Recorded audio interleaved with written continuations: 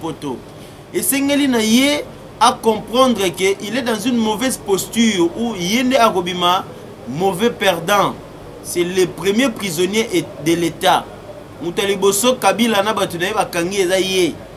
Tout Sengeli na ye azonga na bosolo à se libérer, à démissionner, à organiser l'élection à Sika.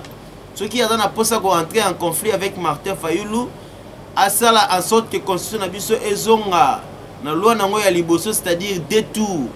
Pour total, ceux qui sont na Fayulu na gagné ou soit à reconnaître Fayulu directement comme président, pour to bana ko châtier, ko kanga, pe ko éradiquer ba yini ya mboka. Mukonzi ya mboka a négocier kana mutu te pas comme mukonzi ya mboka. Peuple n'aime taper sakaye bokonzi. Félix a sali erreur grave à qui qu'on négocier dans le diable pour Azwaki Bokonzi. Et le diable Azalaki en fin mandat, c'est-à-dire Azalaki na possibilité ya koyo kama lisusu na peuple té. Mais Félix Tshisekedi a ko sauver yé. Yango même si Félix Tshisekedi il n'est pas encore trop tard. Il est temps pour lui de se rétracter de balwana le poto. Yako senga peuple pardon.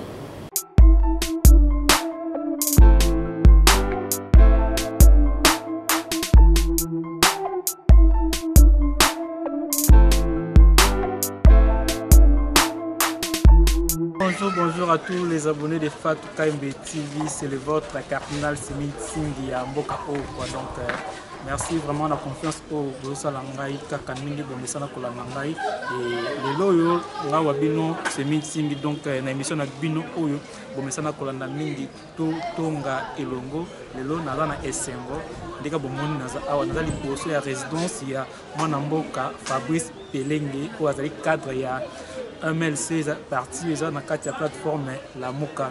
Tu veux que pourquoi parce que tu veux que pour essayer de tonga naï et longo. Et les autres tonga nini tonga parce que ils ont pas trop mamelo mingi décision mokonzambo kazwaki par rapport au fin de ça.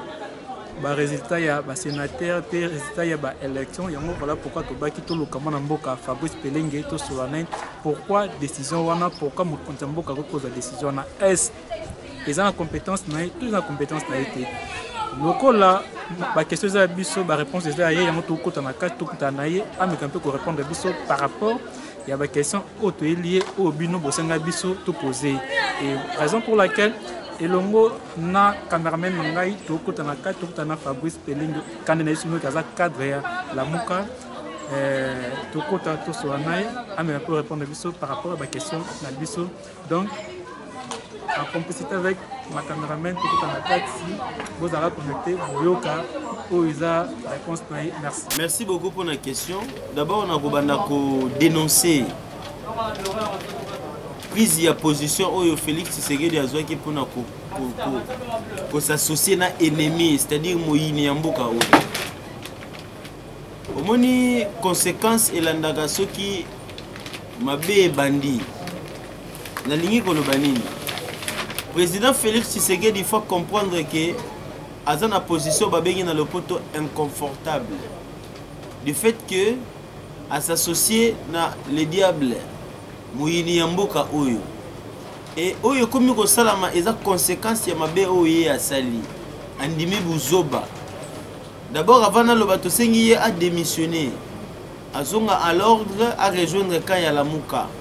Ayoka sonité pourquoi parce que peuple na biso alingi et a kolinga ye kaka. Polite oya mené eza sacré. Président de la République a dans prérogative na ende balobaka na lopoto, c'est-à-dire il agit sur base de sa compétence. Président de la République, il est Félix Ayeba Kebato, Bazana Yeba Zoebisaye Bosolote. Président de la République a causé une décision où il est à l'encontre de la Constitution, ou bien décision où la Constitution est.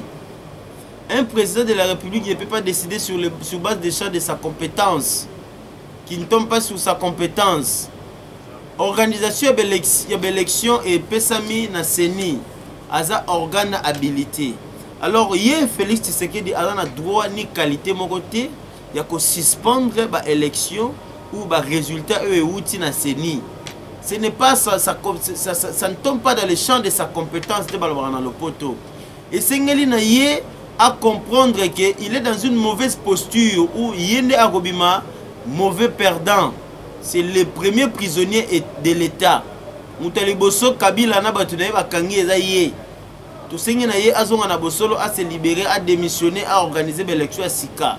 Ce qui a na posa ko entrer en conflit avec Martin Fayulu a sala en sorte que constitution na biso ezonga na loi nango ya liboso, c'est-à-dire détour.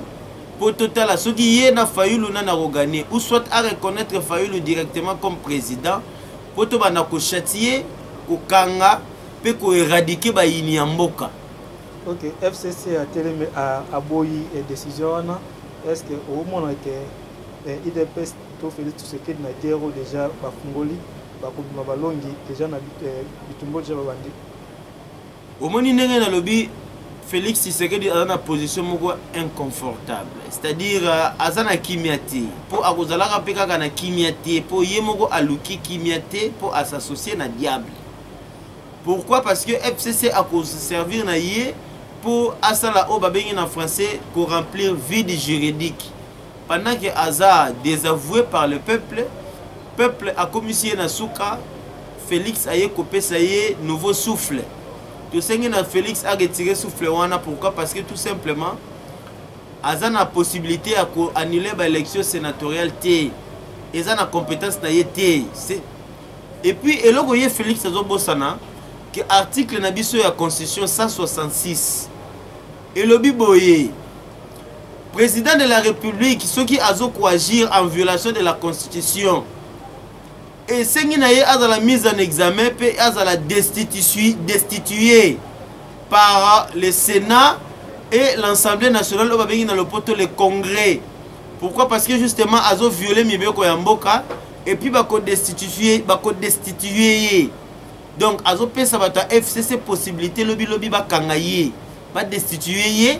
Pourquoi? Parce que toyebi que forme au mboka zo zwa Kabila ko dans la présidence Sénat. Dans la deuxième personnalité en Mboka Oyo. Kabila a comme un pouvoir que ceux qui Félix Tshisekedi a une incapacité et qu'on a Kabila Mukonzi en Mboka. Tozo benda Félix Tshisekedi matoi. Pourquoi? Parce que tolingi Mboka Nabiso, tolingi bato IDPS et tolingi Mboka Nabiso ebonga. Au moni biso tozo lo bato to uti na génération sacrifiée, to nimi yango. Mais tu n'as jamais tout sacrifié bana na biso pona mibeko oyo ya mabe ezokota lelo na mboka. Tu as pendant 5 ans tous ala na ba représenter mboka oyo baza ba yini, baza ba kangami, baza ba voleur. Ndeto menenga basango balobi ba médiocre. Félix Tshisekedi azonga na kibomoto na ye ayeba ke biso peuple tolingi ye. Vérité eza na kaya Martin Fayulu po yene mutu nzamba poni po ye mutagana ki ba élection. Félix Tshisekedi tolingi ye pe pour azana biso mutu oya bundi pendant longtemps en opposition oyo lelo Kabila aza ko prendre le pays en otage à travers un système politique autobengi trio de la mort. Atie Seni cour constitutionnelle FCC na gouvernement na ye to bengi FCC en complicité avec gouvernement pour ba kamamboka ba yinamboka avec des méthodes draconiennes de balbana en français. Prendre le pays en otage. OK, Bitumba o déjà tout le monde est fumé. Est-ce que tout le monde a des conséquences, il y a accord mal négocié entre FCC et Nakashi? Mukonzi mboka a négocié kana mutu te pas comme mukonzi mboka. Peuple n'aime taper sa gaye bokonzi. Félix a sali erreur grave à qui qu'on négocier dans le diable pour azwaki bokonzi. Et le diable azalaki en fin mandat, c'est-à-dire azalaki na possibilité ya koyoka malisusu na peuple te. Mais Félix Tshisekedi a ko sauver yé. Yango même si Félix Tshisekedi il n'est pas encore trop tard. Il est temps pour lui de se rétracter de balwana lopoto. Ya ko senga peuple pardon. Ya ko démissionner. Pourquoi? Parce que biso tozala na meeting oyo toyoka Félix Tshisekedi aloba oyo ya ko trahir mutu, a ko signer mort politique na yé. Alors pendant que tozo comme a déjà mort politique ya Félix, to sengi na yé azala moto abattre la mort wana. Pour ce qui a tient mutu makasi effectivement a consommer mort politique na yé. Pourquoi? Tout simplement parce qu'il a trahi et il est un traître. À la seule du peuple, il ne mérite que les sorts réservés aux traîtres. Alors tant que a conscience ya kibomoto azonga na raison, à se sauver, à se pardon. accord na ye akozalaka jamais na courage ya koyebisa biso makambo bayokani na Kabila. Mais tosengi na ye kaka a démissionner, asenga peuple pardon, a organiser l'élection mususu po eza na compétence na ye po aza président de la République.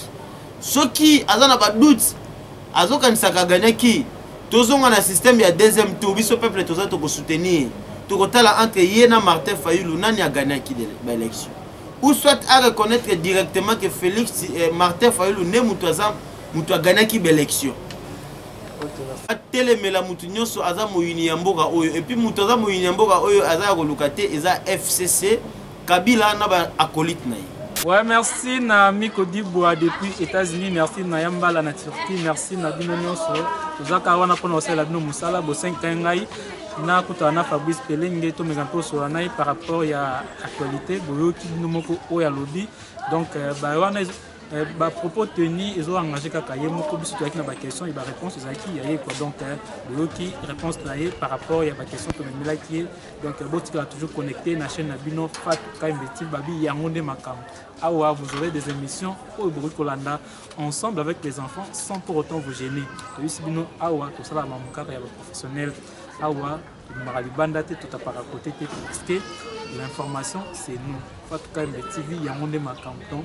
Vous êtes toujours connecté, vous êtes tout branché parce que Awa, vous ne serez jamais déçus parce que vous avez affaire avec les professionnels. Merci Nadine Lumaya, Balobi, Akabaka, San, Basengaye, merci na tout votre meeting, le vôtre. Donc, Cardinal Yamboka, ou Papa Sangona Bango, quoi. Merci na Yambala na Turquie, notamment que déjà, pourquoi pas na Dael Tingi, pourquoi pas na Judith Tingi, tout votre meeting, donc, beaucoup compter toujours, pour ça, la plus plaisir. Et tous en a toujours pour nous observer, quoi. Merci beaucoup. Na Baïdon, ce pays, Nathalie, beaucoup de vous soutenir, beaucoup compter toujours pour soutenir en maille. Nous allons toujours pour nous observer, Bino, merci.